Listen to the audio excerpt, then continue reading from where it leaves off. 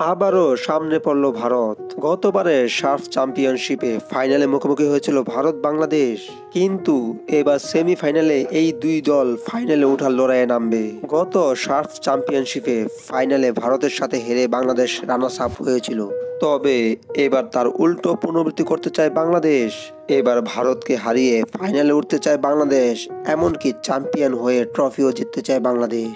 প্রথম ম্যাচে শ্রীলঙ্কাকে হারিয়ে সেমিফাইনাল নিশ্চিত করেছিল বাংলাদেশ দল, যদিও পরের ম্যাচে নেপালের সাথে হেরে পয়েন্ট টেবিলে দ্বিতীয় স্থানে নেমে যায় বাংলাদেশ। অন্যদিকে ভারতও প্রথম ম্যাচে দুর্দান্ত জয় পেয়ে সেমিতে ওঠে। গতকাল ভারতের দ্বিতীয় ম্যাচে মালদ্বীপকে হারিয়ে পয়েন্ট টেবিলে শীর্ষে উঠে যায়, আর তাতেই ভারতের সাথে সেমিফাইনালে খেলতে হবে বাংলাদেশকে।